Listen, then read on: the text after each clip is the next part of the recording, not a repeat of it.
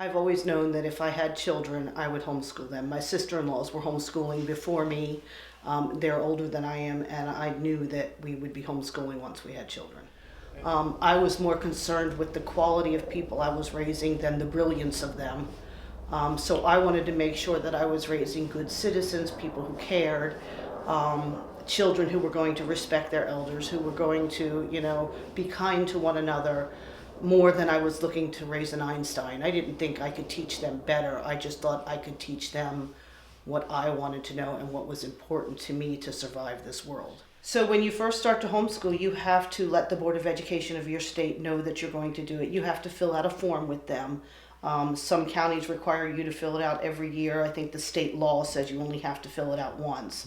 And you just let them know your reason for homeschooling, and then at that point, they take you off of their school records, and I guess they can't, I don't know what happens as far as the reporting federally, but at that point, you've got 15 days and you can start homeschooling.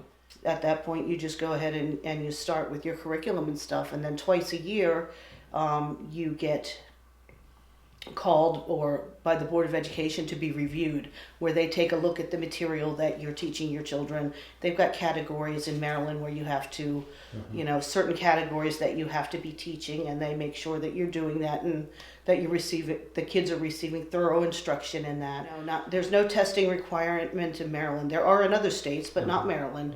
Each state has their own rules and differences. In Delaware, you just have to have a calendar that says we've taught for 180 days. They don't even tell you what you could have to teach. But here, we've got a list of things we have to teach. You can get your kids tested, but that's completely up to you. It's not mandatory. I kind of every year, I set a goal for my child.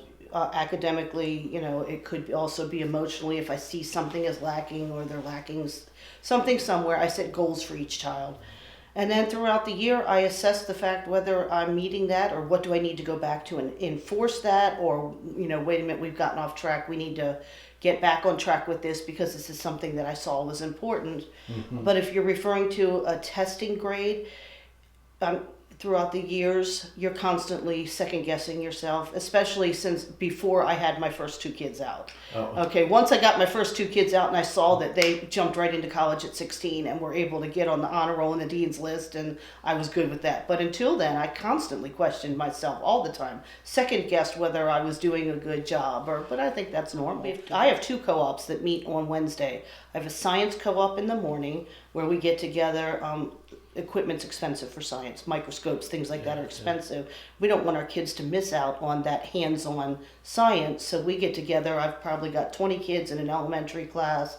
I've probably got 10 kids in a high school biology right now, and I've got about 9 kids in a general science class where we split the cost of the materials and we take turns. Each parent will take turns teaching a chapter. Parents are responsible for teaching the children. They can designate that to us, but they are responsible for the grades and stuff. Like I send the tests home. Yeah. If I was teaching the chapter, I would send the test home. It's up to the parent to grade it and determine if they want to grade it on a sliding scale or if they want to adapt it for their child's needs.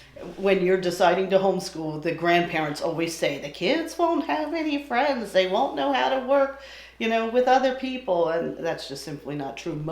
If you're going to commit to homeschooling, that's a sacrifice. It's not we're keeping our kids at home and watching TV all day. And one of the other big jokes is our kids never go outside. If you're going to homeschool, you're going to make sure your kids have everything that they need. And they are very involved in outside stuff, Boy Scouts, dancing, anything the parks and recs. When you get to the high school level, it's a little more tricky because it's not parks and rec anymore. It goes into the high school, and we're not allowed to participate in that type of stuff. So our kids don't generally get the benefit of having any of those sports scholarships or things like that because everything is done within the high school, and we're not allowed to participate in those things. It used to be that everybody was homeschooling for the religious aspect. Now we're seeing a whole lot of people coming out because bullying in school. I've seen that. I can't tell you how much I've seen that. There's bullying in school, or their kids are bullied and they're not satisfied with the response that they're getting from the Board of Education or the principal of the school or whoever they've gone to in authority. Yeah. We've seen a lot of people come out because their kids have challenges that are just not being met in the classroom as far as learning, and they feel like, you know, there are other styles of learning that they need to approach with their kids. My kids' school is when they're done with their work for the day. That could be 12 o'clock if they really put their mind to it. It could be 4 o'clock if they want to dilly-dally. It could be 7 o'clock. Or they could be working on Saturday if we decide that we want to go do something on Tuesday. So no, we're flexible, and that's the name of homeschooling. Is we are free to go and, you know, do other things, because we can school at 9 o'clock at night. We can school, you know, bright and early in the morning. A typical day for a kindergartner, 2 hours. You can get their stuff done in 2 hours, because everything's in like 15-minute increments, and with one-on-one, a teacher sitting right there with you every single day. You know, the work goes really quick. You can keep them, keep their attention. They're not sitting there bored, flipping their fingers while you're working with somebody else. The older kids, typically high schoolers, it takes at least 6 hours to do their schoolwork if they are staying on track. If you were serious and knew that you were going to do it, I would say right now you've got to let the Board of Education know first before you can even do anything. The second thing is you've got to figure out what kind of learning style your child has. So that you know what type of curriculum you're looking for. And I would say get involved with the homeschool group, because you're going to have veterans there who can help you.